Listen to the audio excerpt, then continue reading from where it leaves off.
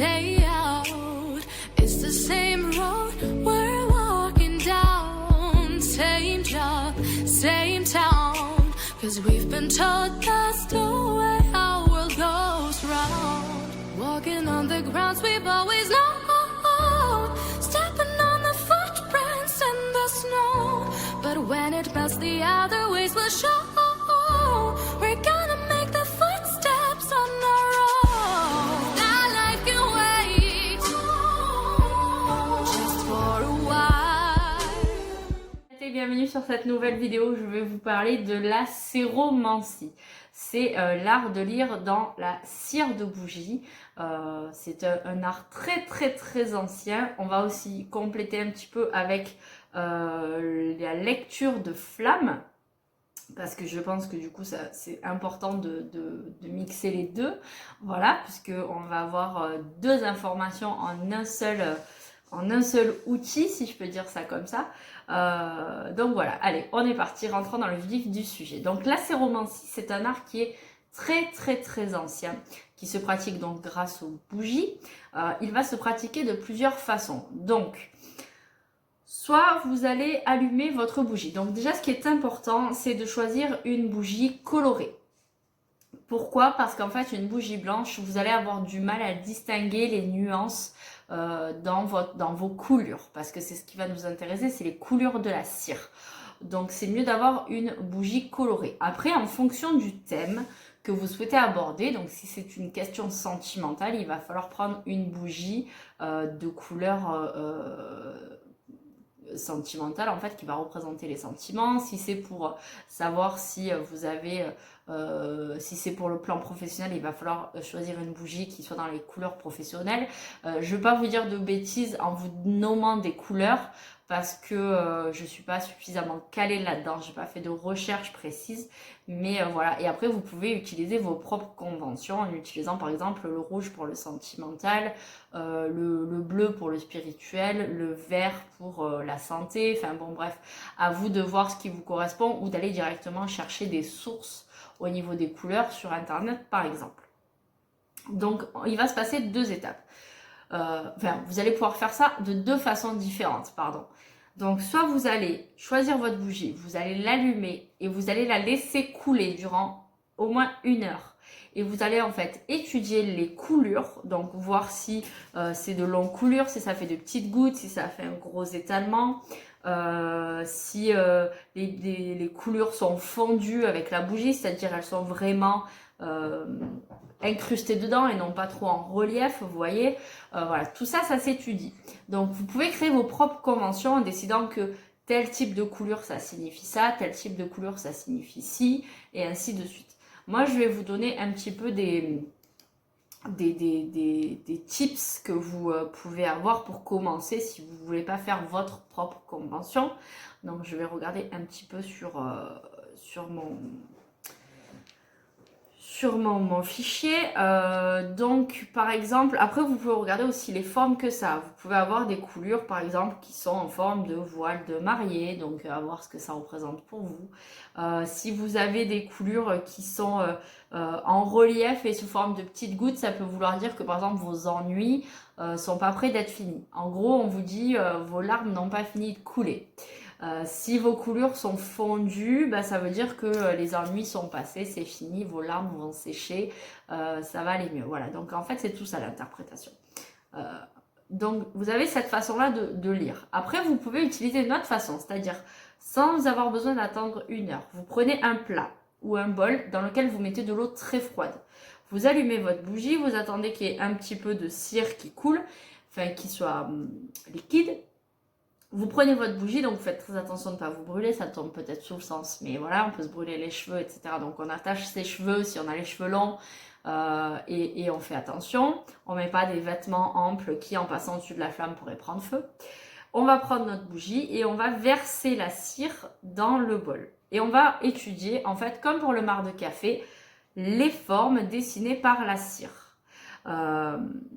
Et là, il va falloir en fait utiliser la symbolique. Donc, si vous avez des formes d'animaux, si vous avez des formes de véhicules, etc., tout ça va avoir un sens. Je ne vais pas tout vous énoncer ici parce qu'en fait, déjà, je ne pourrais pas. Je ne peux pas faire de liste exhaustive de toutes les formes qui pourraient paraître, mais à vous de voir ce que ça représente et aussi d'utiliser votre intuition. Et puis ça va dépendre de la question que vous posez. Mais utilisez un document sur la symbolique, ça va vraiment vous aider. Ou si vous avez un livre sur l'oniromancie, enfin le fait de voir les rêves, puisque justement vous avez toutes les symboliques dans des rêves qui vont être notés. Vous pouvez utiliser les mêmes pour votre... je vais éteindre celle-ci parce qu'elle est en train de faire des taches sur ma nappe.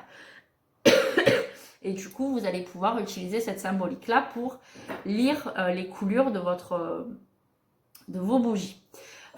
Donc voilà, ça c'est une façon de faire. Ce sont des façons de faire en séromancie. Vous allez aussi pouvoir du coup faire la lecture de flamme.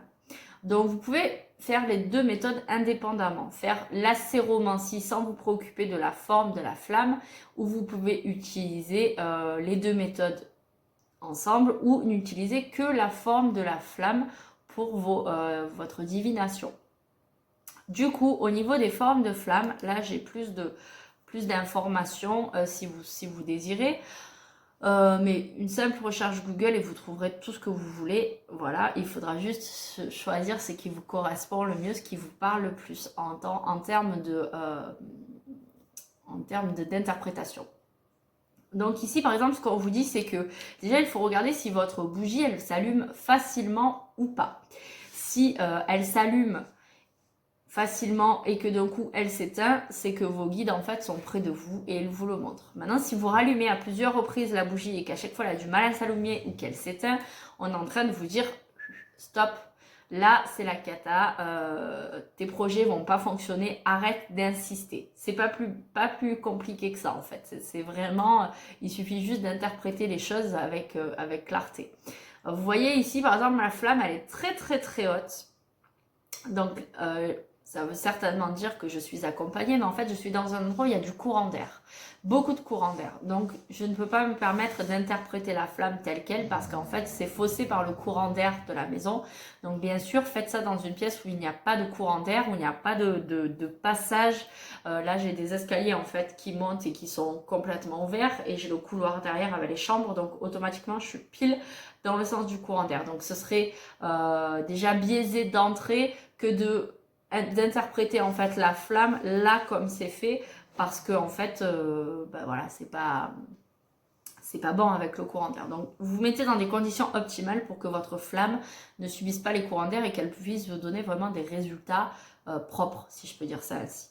Donc une flamme très très haute et très stable, c'est qu'en fait il y a du monde avec vous qui est là pour vous protéger, pour vous soutenir. Maintenant, si la flamme est vacillante, alors attendez, je récupère tout mon bazar, je vais vous prendre ça dans l'ordre. Donc, flamme stable, la bougie est stable et lumineuse, cela signifie une période très positive qui arrive. Flamme vacillante, donc c'est la flamme qui bouge un peu comme elle faisait là, ou qui s'élève d'un coup. Là, on vous annonce un bouleversement important qui va avoir lieu dans votre vie. Ça peut être aussi bien au niveau professionnel que sentimental ou financier. Une flamme qui est tournoyante. C'est que autour de vous, vous avez une personne qui n'est pas sincère, qui est fausse, qui triche, qui est médisante, qui pourrait même vous trahir, vous mettre un couteau dans le dos. Donc voilà, c'est un avertissement, d'accord? Ou ça peut être aussi une infidélité de votre conjoint ou conjointe. Ensuite, si vous avez une flamme qui est tombante, qui se réduit comme ça ou qui a tendance à se coucher un petit peu, danger potentiel. Donc on fait attention, on nous demande d'être vigilant. Flamme hésitante. Alors je ne sais pas trop ce que c'est une flamme hésitante, mais peut-être qui monte, qui descend, qui n'est pas forcément stable, qui est... je sais pas. On vous dit déception. Flamme qui crépite, ça c'est des problèmes. Bâton dans les roues, personne qui n'intervient pas en votre faveur, qui essaie de faire en sorte que vos projets ne fonctionnent pas. Donc ça, c'est une intervention extérieure contre vous. Voilà, c'est pareil, c'est un avertissement, mais là, c'est quelque chose qui vient d'autrui. Voilou. Ensuite, Il y avait d'autres messages. Oui, et si durant votre interprétation de flamme, votre bougie se met à beaucoup couler, c'est sûrement votre guide qui est en train de vous dire regarde bien parce que je veux t'avertir d'obstacles qui arrivent. Donc en fait, pendant que la flamme est archi haute, c'est un truc de fou.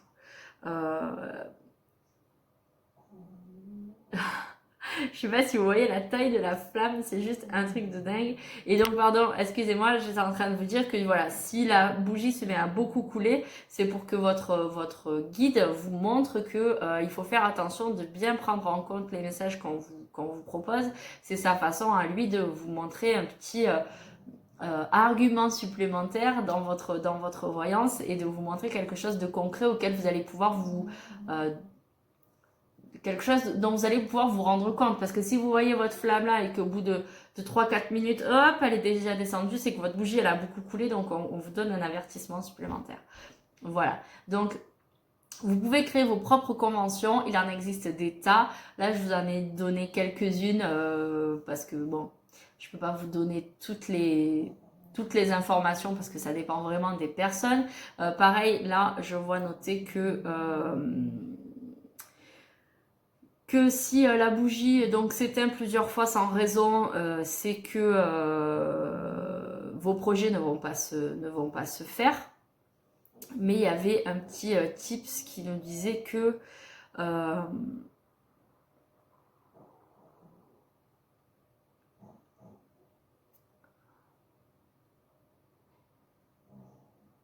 par exemple une bougie qui est allumée et qui fume, ce qui n'est pas normal. Logiquement, une bougie, lorsqu'elle est allumée, ne doit pas fumer. Eh bien, on vous dit que vous avez des ennemis autour de vous, en fait, et que vos relations sont fausses, que les gens se servent de vous, ne sont pas francs. Voilà, donc c'est des petites choses à regarder aussi. Ce n'est pas que la flamme, mais c'est aussi tout ce qui va avec. Une bougie qui se consumerait trop lentement signifie que quelqu'un essaie de vous influencer, d'avoir la main mise sur vous et de faire en fait de vous son pantin. Donc il faut aussi regarder ça. Voilà, en fait, c'est tout un tas d'interprétations que vous pouvez avoir concernant les flammes. Voilà, comme je vous disais, à vous de faire vos recherches et de voir ce qui vous correspond. Voilà, j'espère que cette petite vidéo vous aura plu. Alors je sais, c'est pas très fourni, mais c'est pas un domaine dans lequel je suis experte, loin de là. Mais je voulais vous en parler parce que peut-être que pour certains d'entre vous, ça va vous parler, ça va vous plaire et puis vous trouverez peut-être une nouvelle façon d'interpréter les choses grâce à la séromancie ou à l'étude des flammes. Voilà. Dites-moi vous si vous pratiquez, si vous connaissez, quelles sont vos conventions, mais vraiment très général, hein, sans forcément aller au bout des choses. Voilà, si vous utilisez des ouvrages particuliers qui vous ont aidé là-dedans, n'hésitez pas à les mettre. C'est très intéressant de pouvoir partager avec les autres. Voilà, je vous fais de gros bisous et je vous dis à très bientôt pour une nouvelle vidéo.